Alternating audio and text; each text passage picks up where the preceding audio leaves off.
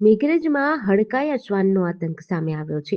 2 દિવસથી શ્વાને આતંક મચાવ્યો છે. શાળાના બાળકો સહિત 30 જેટલા લોકો ઘાયલ થયા છે. તમામ ઇજાગ્રસ્તોને સરકારી હોસ્પિટલે સારવાર હેઠળ ખસેડવામાં આવ્યા છે, જ્યાં તેમને રસી પણ આપવામાં આવી હતી.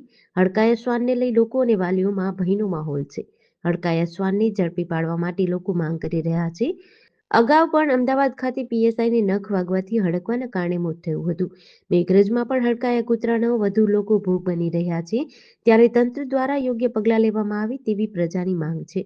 રાવળ સુરેશભાઈ ભાતીભાઈ, મેં બોટેવાડાનો વતની છું અને હું મેઘરજ કામ અર્થે આવતો હતો. હું પેન્ટર છું અને યોગી હાડીમાં જતો હતો અને રિક્ષામાં ઉતર્યો અને કૂતરું અચાનક આવ્યું અને મને બચકું ભર્યું છે. 2 દિવસ અંદર મેઘરજની અંદર 2 દિવસની અંદર 30 થી 32 કેસ થઈ ગયા છે અને હું અત્યારે કૂતરાએ બચકું ભર્યું છે અને તાત્કાલિક હું વાસણા હોસ્પિટલમાં સારવાર માટે આવેલો છું અને તંત્રને વિનંતી છે કે ભાઈ આ કૂતરાને ઝડપી પકડી અને એને સારવાર ગમે તે કરે અને બતાવે, એ રીતના અમારી માંગ છે.